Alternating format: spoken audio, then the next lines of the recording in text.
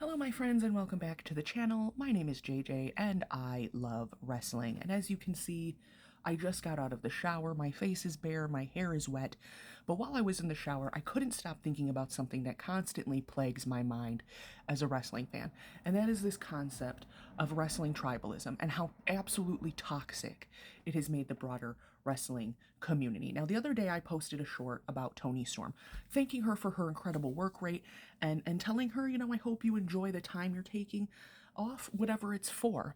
And that was the first video where I got a lot of really rude, negative, gross comments from WWE fans who felt the need to come into my video and just degrade me, degrade Toni Storm, degrade the promotion of AEW, and stab me with pitchforks in defense of multi-billion-dollar conglomerate industry head WWE.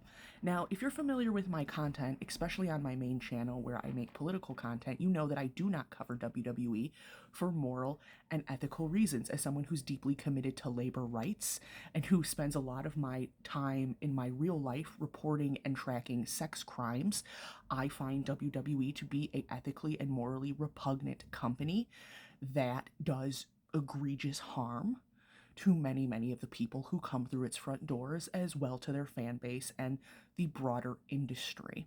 Now, you don't have to agree with that opinion, but it's not one that is rooted in tribalism. As someone who has studied labor rights and human rights for the last 2 decades of my career and who has been a wrestling fan for the past 30 plus years, when you really pay attention to what's going on behind the scenes of these promotions, it does start to really bother you if you care about the health, prosperity, and well-being of the people who are actually doing the wrestling. And I'm going to talk a bit more about that at the end of the video. But this is fully unscripted. I just wrote a couple of notes down when I got out of the shower about a couple of reasons that I think wrestling tribalism, toxic fandom, is destroying modern wrestling. Let's jump in. So for me, the first and most obvious is that it destroys critical thinking and it stunts honest conversation both about the wrestling itself as well as the broader wrestling industry. If you're going to pretend that every single thing a company does is the best thing you've ever seen, the most excellent, simply out of some sort of misplaced loyalty to 3 letters on a t-shirt, or a company ran by a billionaire who does not care for you personally, whether that's WWE or AEW, it destroys your ability to critically think about wrestling and the product. And for me, that is an ultimate disrespect to the wrestlers who are actually getting in the ring and putting together the work that we are enjoying. You need to be able to speak critically about a promotion. You need to be able to speak critically about a work rate. You need to be able to talk about the storytelling. You need to be able to say when something hit the mark or something didn't. That is how a product gets better. That is how a wrestler improves. That is how a booker understands what people like and what they don't like. But when every opinion is, instead of being rooted in honest criticism or real thought, is instead an automatic reply of "this is not the thing I like most and therefore it's bad," it destroys our ability to reflect on the quality of the work. Okay, so first and foremost, wrestling tribalism destroys your critical thinking as a fan. Second, it punishes creativity, innovation, and risk-taking on behalf of both the wrestlers, the bookers, and the broader creative storytellers. What is the point of a promotion trying something new, whether it's a new stipulation or a different style of match, changing up the way they format the matches or how they do promos, interjecting new things like filming on location, doing matches that are filmed in advance, using unique materials, inviting people who might not typically participate. These are all ways that storytellers can innovate on wrestling. But when you are so fucking boxed into this idea that only one promotion can create good wrestling, and no matter what it looks like, that's the right way to do it, quote unquote, then you are absolutely destroying these promotions and these wrestlers' ability to expand their creativity and see where they can really take wrestling as a sport and a form of theater. Next, it absolutely alienates new viewers, it gatekeeps the wrestling and the wrestlers, and it pushes away people from the fandom.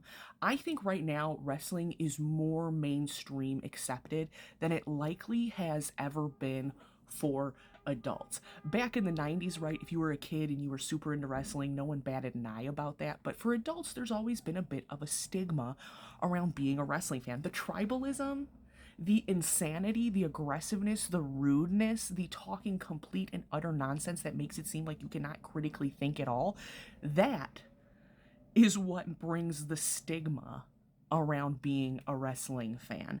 Okay, I have quite a few people who follow me on my TikTok who are brand new to wrestling and have said to me straight up, I really enjoy watching the matches, but I feel like I can't talk about it or ask questions because I get attacked by people who don't even watch the promotion but just want to attack me for watching it.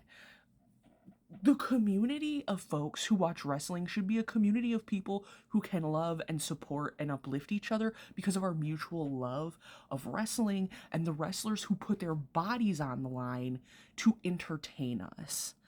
It absolutely pushes new fans away, and I think especially new fans who identify as women when you try to come into this space. I was afraid to make wrestling content and launch this channel. I write about MAGA sex crimes for a living, and I get less vitriol, threats, gross, sexualized, disgusting comments on that content than I do when I talk about wrestling. That absolutely destroys the community. It ruins the potential we have to come together and create bonds with each other, enjoy the product, quote unquote, together, go to shows together, do meetups. I would love to rent an Uber shuttle and shuttle a big group of people from Chicago to Now Arena for the next AW or New Japan show that's out there. But I don't know that I can trust publicizing that sort of event without people showing up solely to cause trouble and make people uncomfortable. It's not cool and it's not okay. Regardless of what promotion you're loyal to, it's not okay. Fourth ties into what I've already said in that it lowers the standards by distorting reality. If you pretend every single thing the promotion you like does is great, that promotion has zero incentive to get better or to improve. And when you're applauding things that actually need to change because they are dangerous or they're bad policy or bad practice, but you're applauding and defending it because you want to be seen as the best little good boy fan to whatever promotion, you are across the board flattening the quality of all wrestling. People with a lot of money who make the decisions at the highest levels do not care about the quality of the wrestling. They do not care about these wrestlers' lives. They care about making your money, and you continue to give it to them for a subpar product. Why would they change it, or why would they treat the wrestlers you care about any better?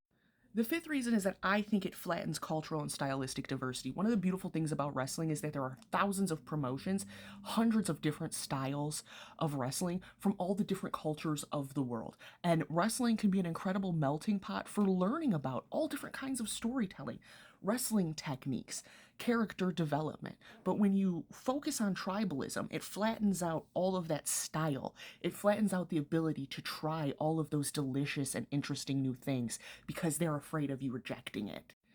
And then lastly, in my very strong opinion, wrestling tribalism means you are anti-wrestler, point blank.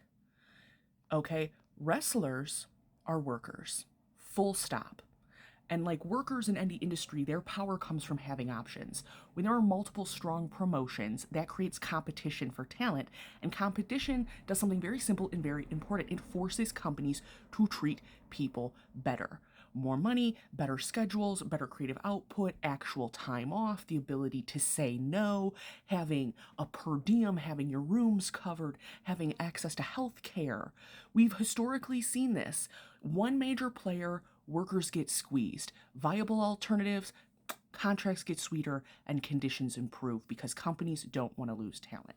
So if you say you love wrestling and you love wrestlers, you need to cut out the tribalism and grow up for all of us.